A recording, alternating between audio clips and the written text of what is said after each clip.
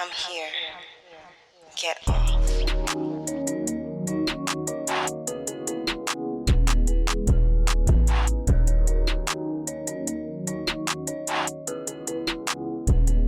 Hey, Killa. Hey, boo. Okay, so today, welcome, y'all. Yeah, we should say hi to y'all too. Hey. Hey. So, welcome to episode 5 of the Turn On. Today, we are reading A Spy in the Struggle by Aya de Leon. So, sit back, relax, get your wine, your weed, whatever you need, and enjoy.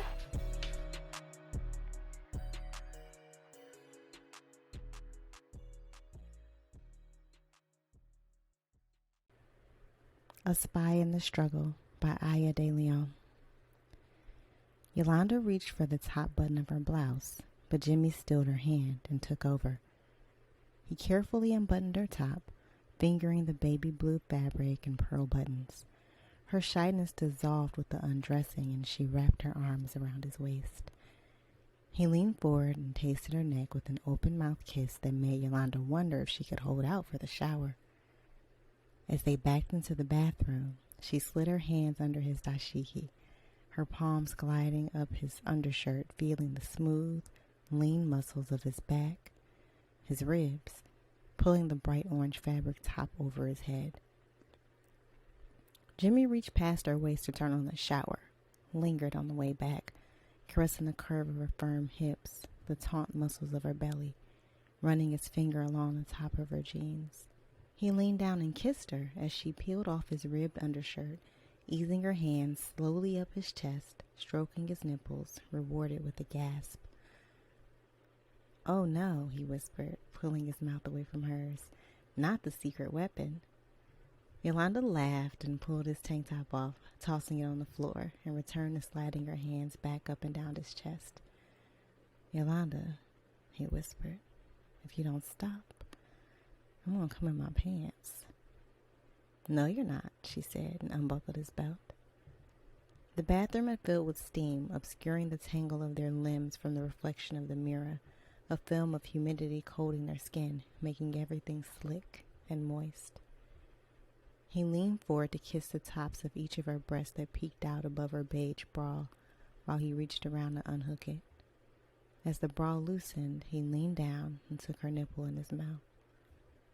Yolanda moaned in his ear, taking the lobe between her teeth, using her hands to undo his pants and letting them drop around his ankles.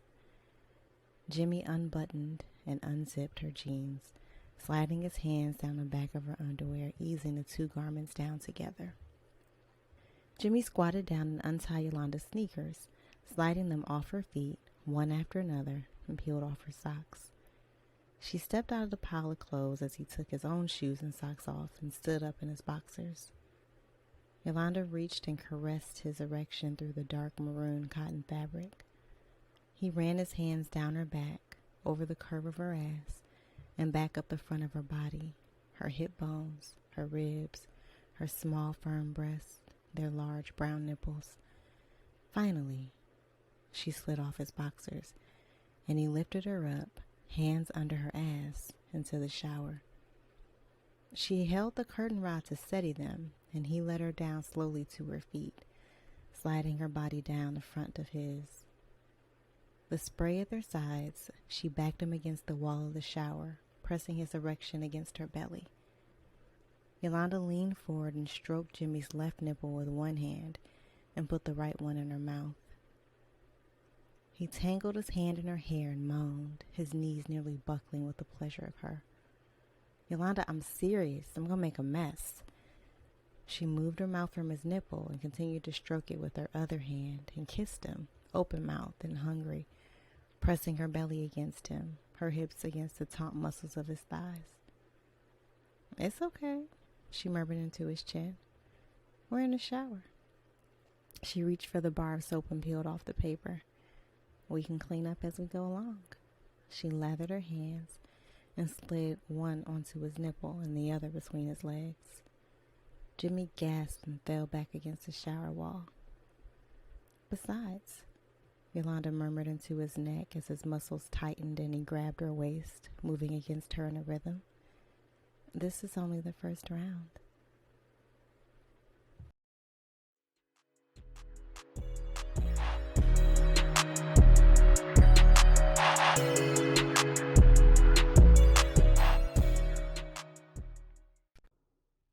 Hey, funky monkeys. Welcome back. So, Kenrya, thank you for that beautiful rendition. I keep calling it renditions like they're not excerpts. So thanks for that rendition of a sex scene in A Spy in the Struggle by Aya De Leon, published in 2021. Okay, so quick synopsis of this story. So essentially what had happened was there's this chick. Her name is Yolanda. She was an attorney for this law firm. And then like one day she shows up to work and she's like an entry level attorney. One day she shows up to work and they're like, hey, go shred this box. So she's like walking out with the box and then like the FBI busts in and she was like, oh, they told me to shred this. You can have this shit. So she kind of drops dime on the company. So then, yeah, she's a whistleblower, definitely like officially. Officially.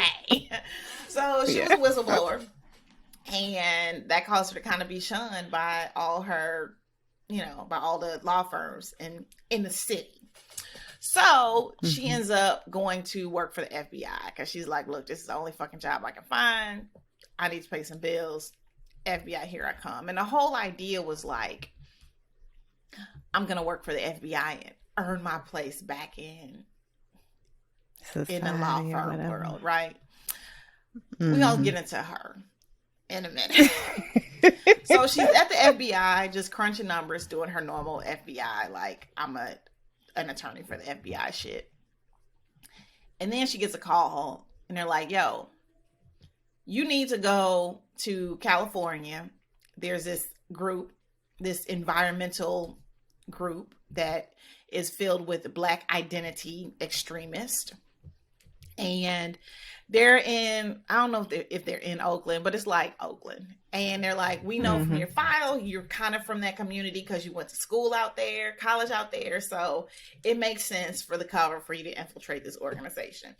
So she's like, nah, I don't want to fucking do it, but they're like, you better do it. So she's like, this will help me earn my way back into the firm. So she does it. So she goes out there. She becomes a part of the organization.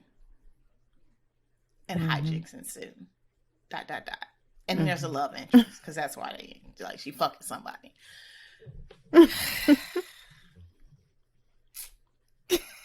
Okay, first, let's say Aya De Leon, she writes a lot of really good books. Like, this is the first that we've read of hers, but she's been on our radar for a while. And we've read a few, I've read a few of her books. And so, like, she's a wonderful writer. And cool as shit, it seems like just, and this is just me looking at her picture and like knowing that she's a professor, but I'm like, I could totally see myself in her class. Like, hey girl. Well, and her emails too. She's dope. Yeah. Oh yeah, that's. I'm like, I know this isn't complete. Yeah. You're like, how do you know? Yeah, no. So, good ass book. But first, let's start first with the easy shit, right? Easy shit. Environmental racism, right? Like, and Aya does a really good job of like framing how like fucking racist like environmental shit can be. Like how like I mean, I think when I think about racism, when I think about environmentalists, I think of like dirty white kids with dreadlocks smelling like patchouli chaining themselves to trees, right? That's what I think of.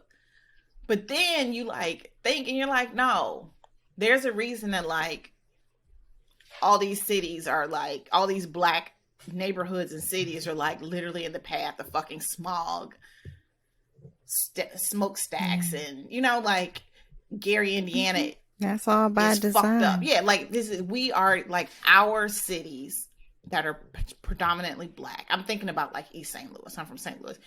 East St. Louis is like just like it's like literally like all the like pollution like look at my nails. Right there. Yeah. But all the pollution like ends up in East St. Louis. So you think about like those cities. I think a little Miss Flint, like about, they just won that suit yesterday. I didn't know that. Yeah, but it's not enough money, but it is millions of dollars. It is primarily for children who, have been injured by, it ain't enough money though. It's never enough.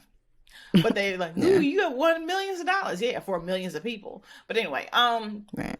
Or you think about like those cities in those little towns in North Carolina that are like next to like pig processing plants and their water is horrible and everybody has cancer and da da da da da.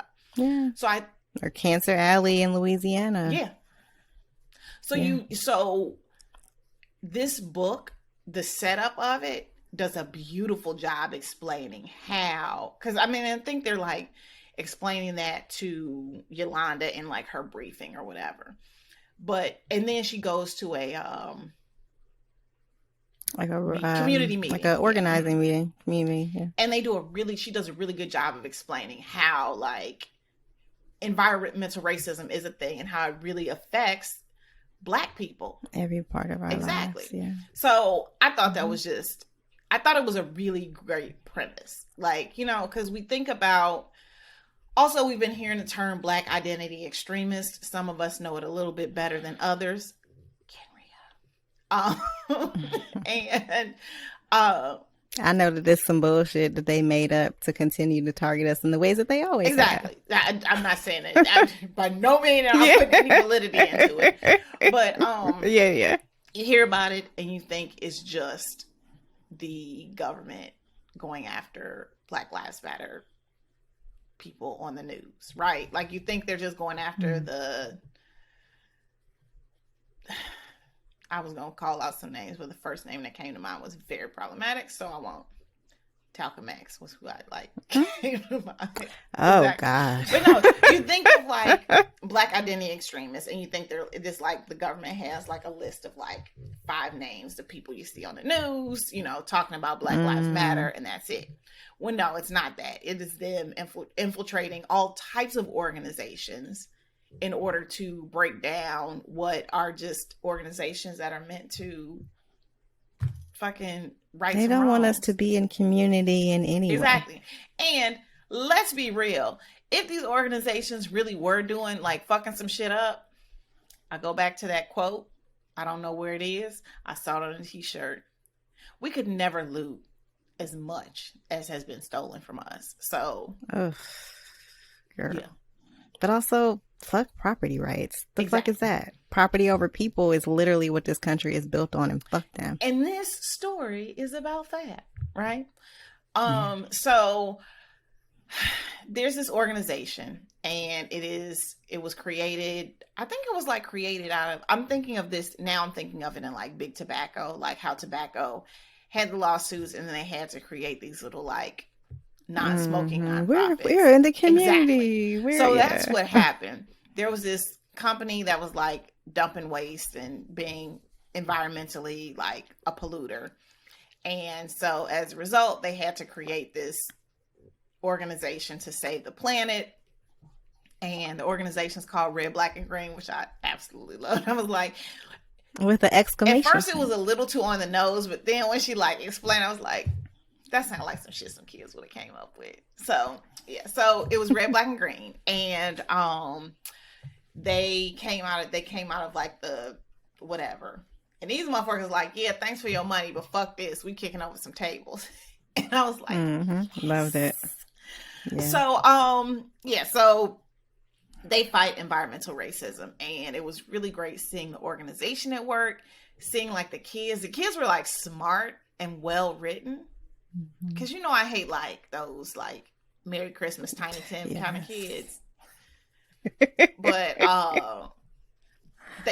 I generally hate kids and you know how much I love kids, but I hate the way adults write kids. They're always awful on like in movies and books. Yeah, people do such a shitty job, which I guess is why it always stands out to us when the kids are well written. And the kids were well written. Like they were like on some like for real.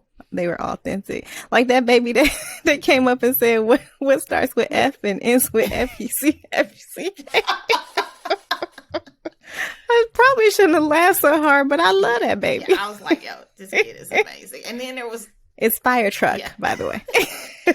And then there were a couple kids, like young girls that were written about. And it was like it was just a good voice for kids. And we don't see that a lot. I mean, I feel like all the books that we have read that have kids in them, they actually have been written well. Because I remember saying this before about kids. But yeah, we were saying that about the one where he had to go home because his brother got locked up in season 4. Or was that season? No, it's all running together. That was literally this season. Yeah, was that this season? 2 episodes ago, 2 books ago.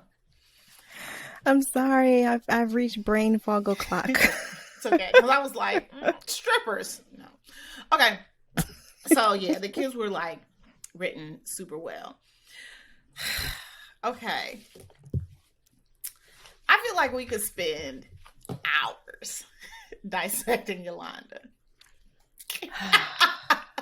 So, Yolanda, to me, the way I see Yolanda, she is textbook Black Republican.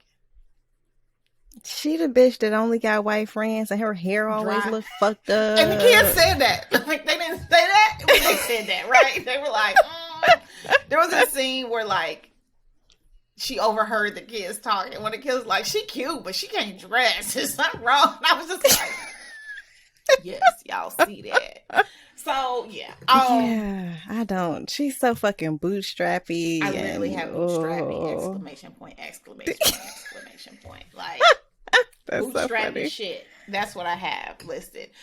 Yeah. Okay, so here's the thing. Yolanda grew up initially in the South, and her mom and dad were together.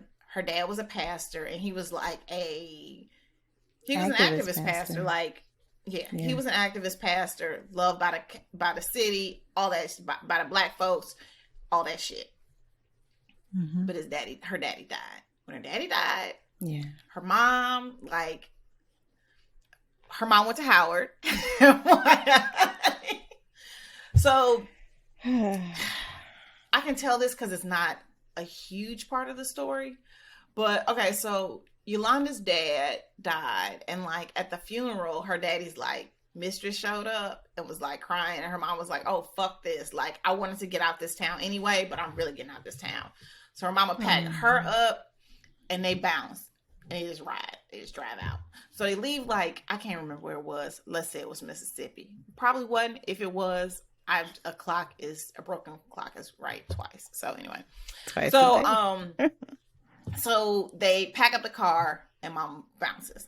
Mama moves out to like California or something. And this kind of starts this whole like transient life. Like, her mom is unstable, and she kind of goes from relationship to relationship, but also from like religious community. Mm-hmm. She goes from like commune to commune kind of thing. So it's this really unstable life. And Yolanda then realizes, I don't want a part of this. So she, like all little codependent girls, decides, I am going to bust my ass to be an amazing student. She is. She gets sent to a boarding school, and she's like the Black girl at the boarding school. Mm-hmm. So, first, I think Yolanda is textbook, when a little kid sees just enough to build their own story. Ooh. Right? Because like she had a really fucked up view about like the whole activism work that her father was doing.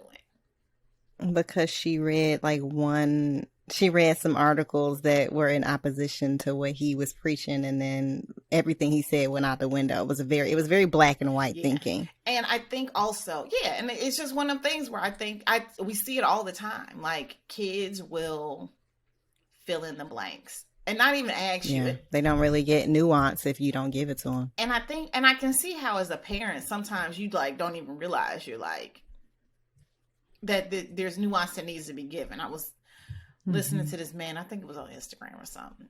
And he was saying how his son like called him and was pissed because he was like, Mama's a football player. I know she's a football player. Tell these motherfuckers that she's a football player so they can quit telling me I'm lying. And she's like, what the fuck are you talking about? He overheard his mama talking about, let me get my pass before the event. Again, kids will get this much and fill in all of this with the wrong shit. Right? Oh, that is a wonderful right? But that's what it is. Like, yo, like. I tell my partner, because, he doesn't have any kids, but he's obviously very involved over here. But he still don't like, he ain't had a kid from scratch. So I have to tell him all the time, I'm like, kids are dumb. Like, they don't know stuff if you don't teach it to them. Because I have to like stop and break things down to very, very, basic. He'd be like, I'm like, yes, nigga, they don't know nothing. Yeah. Like, you didn't know this. But it was just kind of right. in you, yeah. So, you learned it before you can remember learning it. But someone told exactly. you this. And so, yeah, that. Right. It's just that he's also not used to seeing someone who's very intentional about making sure that you teach them the little things, right? Yeah. So they don't make up them stories. And so, I think that's what happened with Yolanda. I think she had bits and pieces of her life, and she just started filling shit in. And so her whole life was built upon shit that she just made up. Right. And then it's one of them things where you find stuff to support that particular view. Confirmation bias. Yeah, that's what it's called. Great value. When we look for things. Great value. It's hard. So, yeah. But yeah, so I think that's exactly what happened with her, right? Like, she just... Oh, because also when she went in on this thing, she was convinced that these little kids was like running, like really doing some shit. Like, these motherfuckers are wrong, and I am here to help the FBI see they're wrong, and then I'm going back to my spot. It wasn't like I'm gonna get in, or like she. It was like, this is what the FBI told me was going on. She had zero doubt, that they were racist and that they were making shit up. It was just like, this is what they said. Oh, that looks like that confirms what they said. Let's go. Yeah. And I think also, like, what I do know about Aya is that, like, she's not that. And so it was amazing that she was able to write.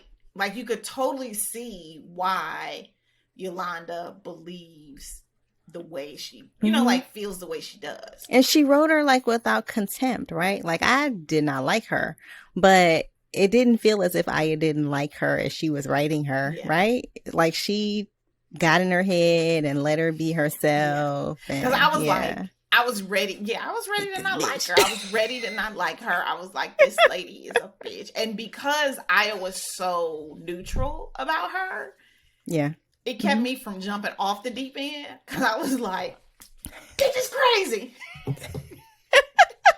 I just kept being like, she gon' get there. She did. She gonna come around. Did. But it was a God, this finger. She got there, but it was a thing getting there. So, it was, okay, so Yolanda went off to boarding school. And she got to boarding school and she was like the black kid in a room full of whites. And because of all the shit she went through and her biases, she believed that white folks was okay, right? So she was just like, all up they ass is till an incident happened, and then she was like, oh, ain't nobody my friend. But I read that, and like her experience in, because the way that the book was written, there were lots of like flashbacks. So when I got to this point about her in boarding school, it reminded me of those conversations we have where we're like, is it worth our kids being the only one for the sake of going, going to a better school? Like, is a better school really that important if your kid is like having to explain why her hair nappy? Right. So Yeah. that was, and I went through that firsthand. Yeah. Unintentionally, right? Like, I enrolled my kid in a school where in kindergarten there were lots of little black kids, and then in first grade, not so many.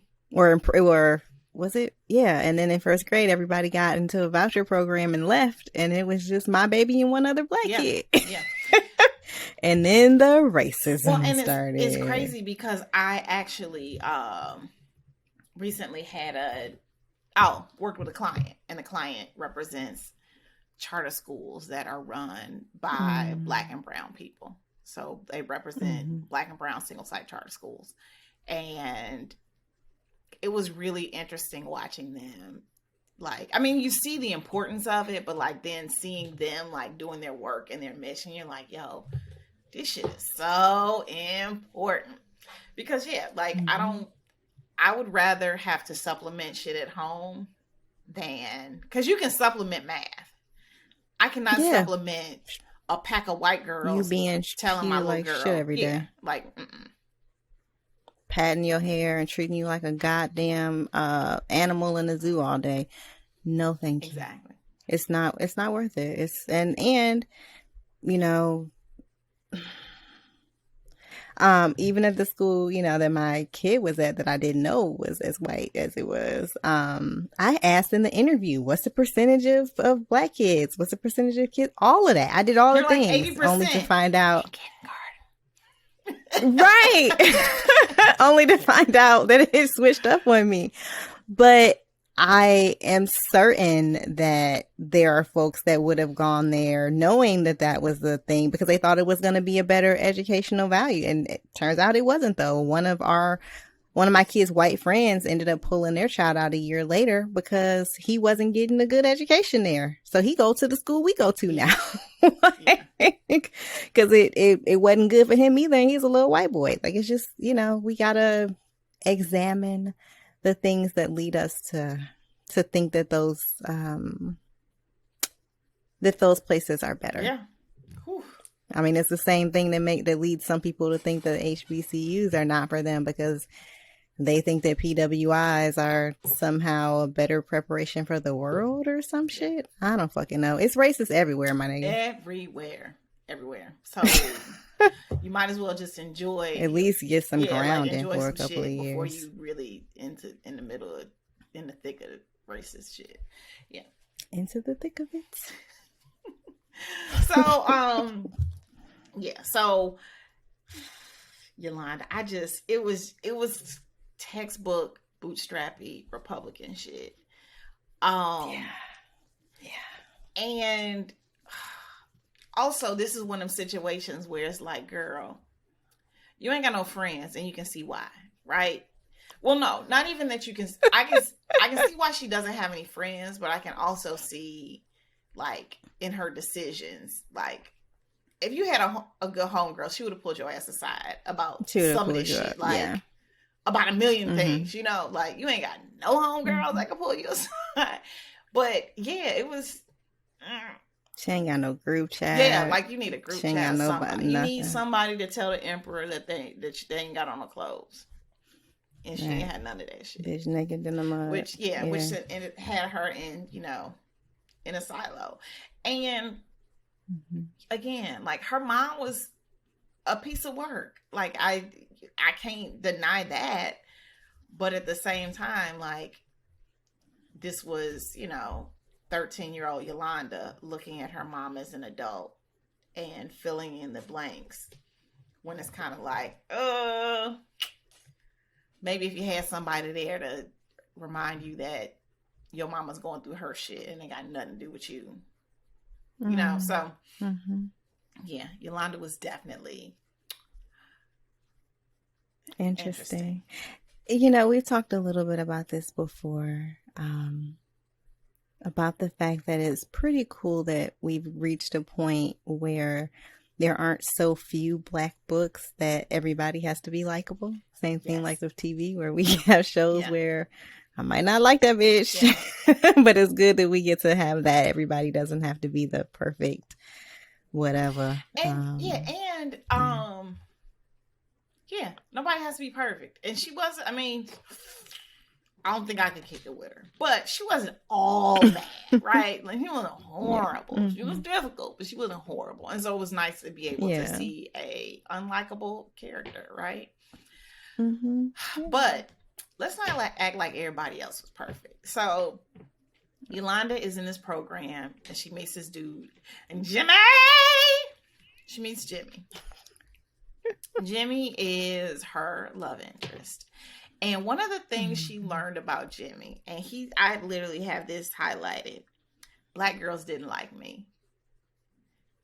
This Negro, you know, he grew up in a situation and a little bit like Yolanda was like, black girls wasn't checking for me. So I ended up marrying a white woman. Them niggas is like a box set, except for they end up, with white women. You said what? The bitch with no black friends and the fucked up hair and the black girls didn't like me is like a box set. Except they usually never end up being together. Except they don't find each other. Exactly. Y'all just be together and make some ashy little babies. Because they're usually ashy too. Yes. Yeah. And they did find each other, which was great. And I mean, the cool thing about Jimmy, again, he's not completely horrible, but he ended up aligning himself with this organization and really doing good work for the organization. But, you know, he was married before, and he said, like, black girls didn't really like me. They weren't checking for me. And I think he actually had, like, his parents were like Black Panthers or something of the sort, right? And if I'm not mistaken, they were. And then, so then he marries this white woman because black girls weren't checking for me. But he realizes, like, when he was married to his wife, he had to assimilate, go to, you know, shit that the family does, you know, like, let's go hang out with our white neighbors. So he did it. But then they moved to Oakland or wherever they are. I'm going to call it Oakland. It's not Oakland. I'm going to call it Oakland. Feels like Oakland. They moved to Oakland, and his wife don't do that shit. And he realizes part of the reason that he divorced her was because he was like, she had the luxury of not having to assimilate, and so she didn't. And if I'm doing that for her, she should be able to do that for me. And I find that very interesting, I mean, like, I might have fucked a white guy once. I'm gonna say you've absolutely fucked. No, I'm talking about relationships, bitch. Yes, I fucked a white man before, but like, put on my business out there. But yeah, like I think part of the reason that it would be difficult for me to like be with the white person, is that like I need you to be. Look, I live my life in your world all the time. You better jump in my world and be cool with this shit. Right? Also, my family would probably talk too bad about white people. They'd be like, look at that white boy. And then he'd have to be okay with it. But I'd probably like fucking burn a house down if his family was like, look at that black girl, you know, so. My ex-husband was light-skinned, and one of my cousins called that nigga John B the first time he met him and called him that, but he never called him his name. He called him John B for years. Which, knowing him, that is even more hilarious. Yes. My grandpa met this dude that I was dating, and I think I told this story, and he was Puerto Rican, and so my grandpa met him, looked him dead in the face, was like, nigga, you's a nigga. I was like, Grandpa, we knew that. Come on. But yeah. Nigga use a nigga is probably one of my favorite sentences of all time. Like, nigga use a nigga. I was like, yeah, he is, Grandpa. Ooh. Let's move on. Yeah. So, yeah, I have gone on a couple of dates with white men. Sometimes without knowing that they were dates. Did you? Yeah. I did not. I have never had sex with a white man. But, okay, this sums it up for me. There was a meme, and I sent it to my partner because this stuff that we talk about is relevant. And it said, being married to somebody who can't say nigga don't sound fun. Nigga. Like, and that's it in a nutshell. I say nigga too much. Like, not too much, but like a lot. I use it for everything. And so I'm gonna need to be able to look you in the face and be like, nigga, are you crazy? In all the ways. And you need to be able to pick up on all the ways that I'm using it and why I'm using it, what this particular nigga means. Yeah. That don't sound fun to me. Because there's so many uses for it. It's like living a life without Lawry's. Well, maybe not Lawry's. Without Tony Chachery. It is, though. And, for years, I was one of those black people who was like, oh, don't say nigga. We shouldn't be using that word. Because I grew up, I grew up in a black nationalist household, and it was very like, we don't say that word. And so I didn't for years. And I was just talking about this with my partner. Like, I blame you and one of my exes. You're welcome. And Kevin Hart for bringing me around on the nigga front. Yeah. It just feels good. Yeah, it's like a great word. It's like a fucking secret handshake. Yeah, I taught my kid the intricacies of it. Oh. When that Solange album came out, she says niggas, all my niggas in the whole house. Oh, yeah. Yeah. And so we had a conversation. And then remember there was the whole babies creeping thing, and he was saying niggas creeping, and I would just laugh until one day she was like, Mama, they not saying babies. And I was like, all right, let's talk. I love that there was a whole sit down about it. Oh, yeah, we had a whole conversation. So she knows that she can use nigga, but we also talked about mixed company and the whole nine. Like, she knows when she can use stuff. Just like there are a couple of Solange songs, she's allowed to say this shit is for us, but only when she's singing that song. She's like, oh, this shit is for us. And when the first time I've only actually heard her say it like twice, and both times she like whispered it in my ear while she was singing, because she still like, feel bad about nobody else knowing it. They don't know these reasons. Yeah. But yeah, we had a whole conversation about that shit more than once. Yeah, I mean, I just feel like, I've never been the type of nigga to like put all that energy. And maybe it's just because I am like Midwest in the most like basic I'm like a run of the mill nigga. Like run of the mill nigga. Like my granddaddy worked, he was a maintenance man. My granny did work and that, like we were run of the mill niggas. Like, hey, we ain't got people in no fucking Howard yearbook back in the 20s. No, we are niggas. Man, none of that do. It's just because my daddy used to be a full-on beret wearing, gun toting man.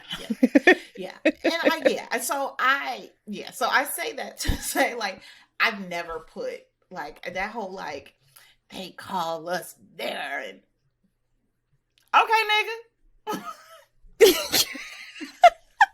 I know. I'm glad I saw the error of my ways. Like I came over to the other side. It's just so endearing, and so it honestly makes me feel good. It's us. It's ours. Bitch. Like it's just like bitch. Yeah. Like if I call you bitch, that's because I love you. Like if you get bitch in an email from me, bitch, you doing some shit.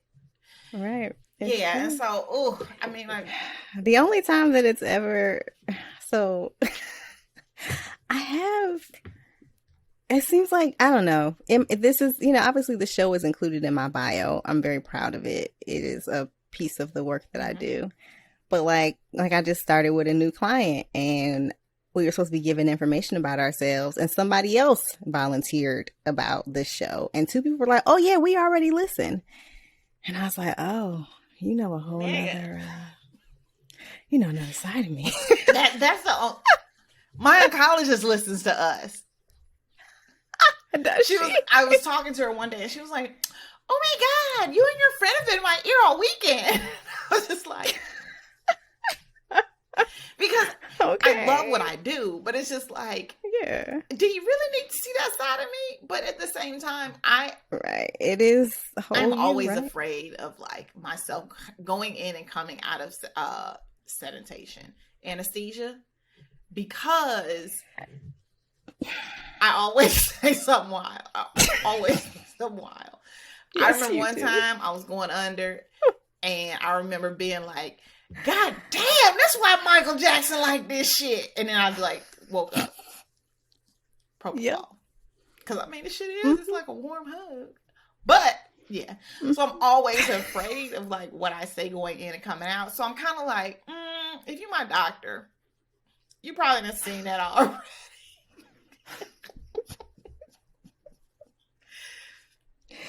Oh, yeah, God. it's kind of bad. Yeah, it's true. So, yeah. That's fine. I know. I think they're used to people saying whatever the fuck. It's fine. They probably heard worse. So anyway, this organization, I just have written down, the kids are all right. Like, I feel like an old lady. I'm like, these kids, but these young kids, they're really just doing a damn thing and just being amazing little boogers. And it makes me so happy. You know, just to see them out being amazing and fighting for what's right and understanding the nuance of these issues. I just think it's dope as fuck. And the really cool thing about this organization that the kids are working for, like, they didn't treat the kids like they were stupid. They was like, nah, nigga, you running the newsletter. We gotta go sit and talk to the cops. You coming too. And I think it's really cool that they do that kind of, like, there are lots of organizations that do that now, but I think it was really dope that that's something that they do with the kids, because again, the kids are gonna be all right. Like, this is, y'all are really doing what's right, and you're preventing a whole world of Yolandas from coming through. Yeah, so I thought that was really dope. So in addition to Yolanda and Jimmy, I forgot the man's name. He's the guy that ran the running dude. Oh, Jimmy is the running something dude. White. Yeah, no, White or the guy that ran Red, Black, and Green. Right? Isn't it? It's something with a W. I don't know. Okay. Yeah. Dr. Walter. I do not think it was. Don't give me the line. Just don't. Know. It was something with a W. Just give it up. Just wrap it up. Give it up. Okay. But yeah, so he ran the organization, and he was the person that like really gave these kids a mission, but also became like public enemy number one in the eyes of the FBI. And they were just convinced up and down that like these kids were just like brainwashing. Yeah, too dumb to know what they were doing, and he was out here brainwashing them. Yeah. It was actually really interesting also to see how like the folks in the FBI really built up made a monster out of this guy in this organization. When at the end of the day, it was just like trying to live, trying to do their thing. And it's scary. Giving a fuck about the people in their community. Yeah, but it's scary to think literally that this is like, this ain't like this some wild, how did this shit happen type shit. Like, nah, this is some shit that has been happening. It still continues to happen. It's probably happening right the fuck now. That's scary. Yep. Right? You know, they be talking about the industry plant. Who did they say was the industry plant? I'm sorry, I totally skipped over. Industry like the plant? Music industry. It's just like a music industry plant, because they're like, this person's popular, but not really, and don't nobody know why. Gosh, I can't. Who? I don't know. It's gonna hit me, and you probably gonna cackle. It was like somebody like The Weeknd, or I won't even know who they are, because like, I don't know nobody. But yeah, so Yeah. So, also, my daddy very much liked The Weeknd's first album. Of course, your dad did with his. But you know, he had the clean Walmart Yeah, I was about to say version. with his I was CDs. like, what's the point? Like, right. I was like, Daddy, all he sings about is fucking and taking cocaine. He was like, what are you listening to? I thought he was talking about sleeping and cough medicine. I love your daddy so much. He liked that shit so much. He's like, oh yeah, we're still talking about sleeping and cough medicine, how it makes you loopy. He's so cute. Yeah. So, it's scary to think that there's like all these like this shit is really happening, right? Like this isn't this is just, like this shit is really happening. And listening to the kids talk about like, oh, remember when so-and-so was around? And then she comes to find out that this person was the FBI person before that. And niggas was dying without telling her, which I think, you know what? Now that I think about it, I wonder if... So, Yolanda ended up seeing the error in her ways. I'm wondering if she saw the error in her ways because she saw that she was in a fucked up situation, or if she saw how, like, the FBI didn't give a fuck about her. You know? Mm-hmm. But not that we ever... It's probably because she realized the FBI didn't give a fuck about her. Because people are selfish as fuck and really mostly worried about their own self-interest. You hit the nail on the head. But yeah, like they were, like she learned. And also like these motherfuckers lazy as fuck. Like she was in her hotel. Her room. Oh, that house where they had her. Yeah. It was like the same house as an informant before that. Like, nigga, like y'all really just have me out here just. It's not dangerous at all. Yeah, because I'm like, if anybody was really nosy, they would have figured that shit out a long time ago. Because my black ass, I'm nosy. So I would have figured that shit out. They didn't care about her. Yeah. Any more than they care about the rest of us. They didn't. Okay. So FBI environmental racism. Sorry. I have this note that I have two sets of notes. So, and this happened in another book that I was reading, but Yolanda and her dad, now that as a kid, she saw signs that her dad was like not faithful to her mom, was cheating on her mom. But then her mom like confirmed it. And that shit, like, it's tough, right? Like, you don't want to expose your kids to shit.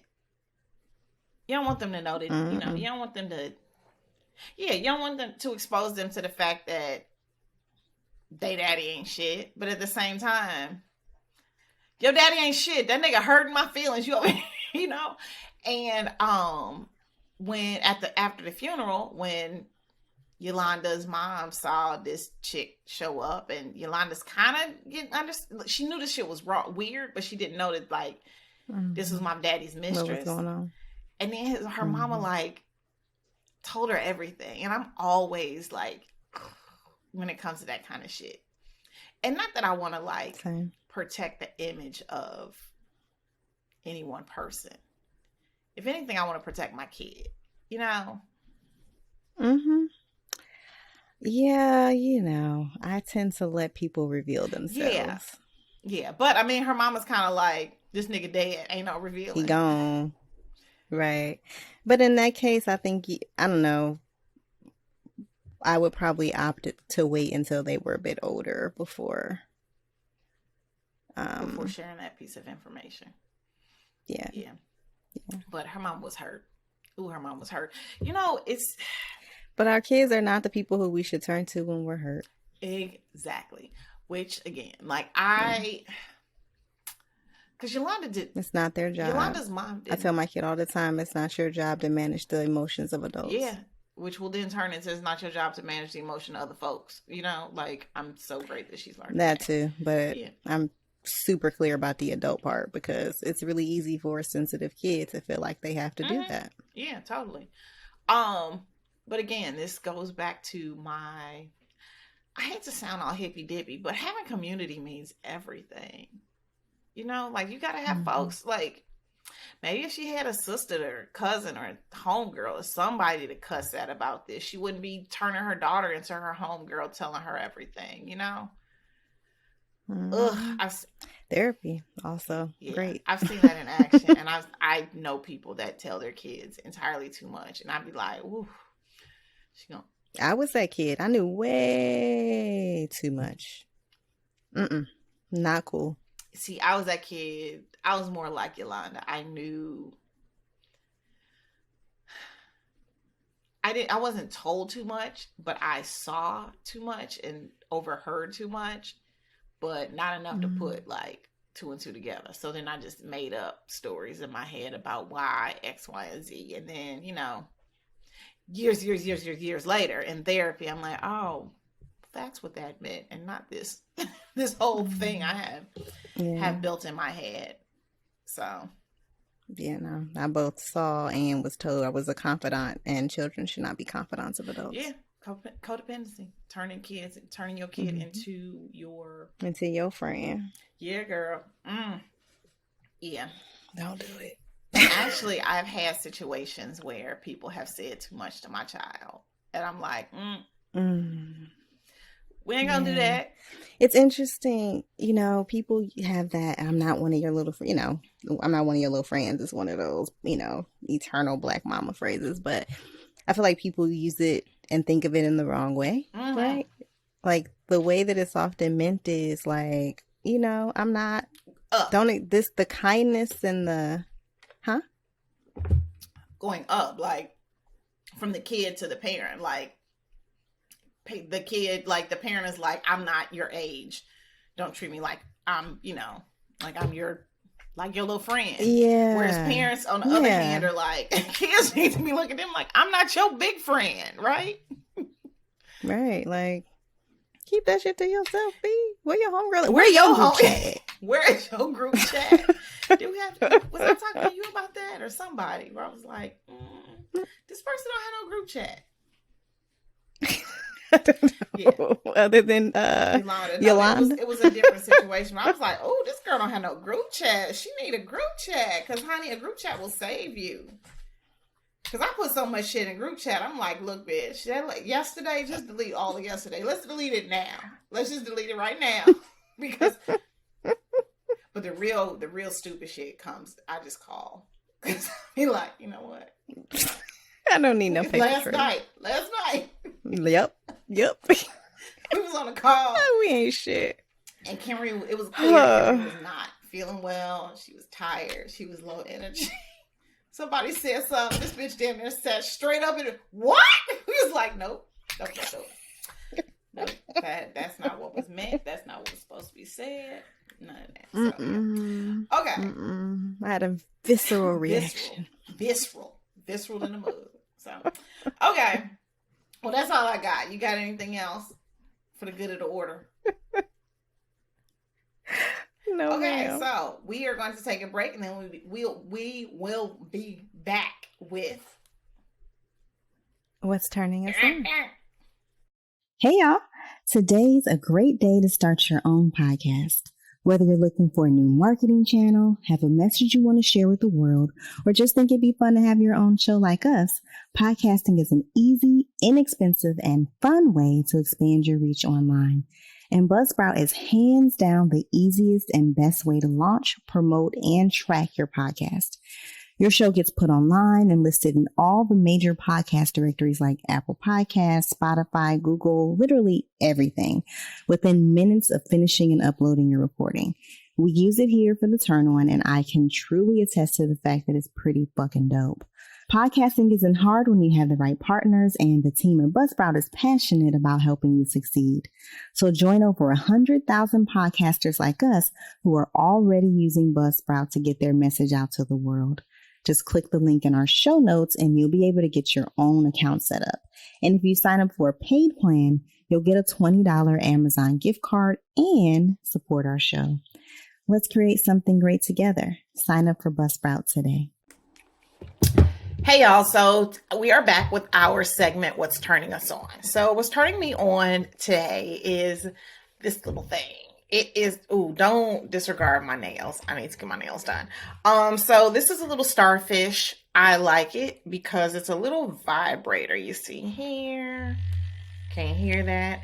It's a little starfish that vibrates. One of the things that I have been trying to do this season is find sex toys that are a little more fluid and able to be used with all types of bodies. I feel like a lot of sex toys we use are really made for vaginas and penises, and we recognize that not everyone has those parts or are super comfortable with using those to get off.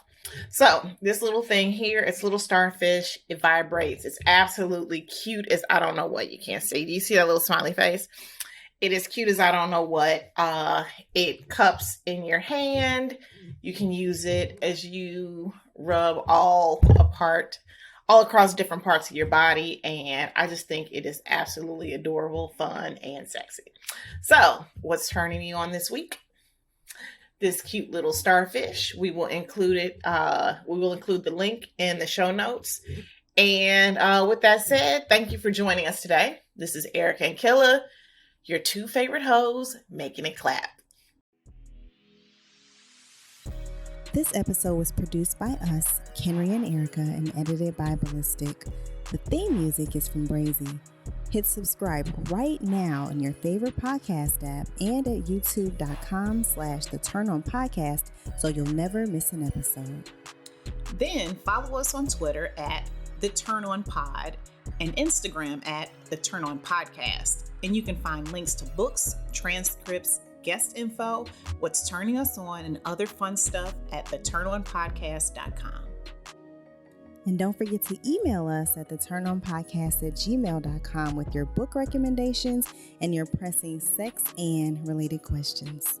And you can support the show by leaving us a 5-star review, buying some merch, or becoming a patron of the show. Just head to theturnonpodcast.com to make that happen. Thanks for listening, and we'll see you soon. Holla.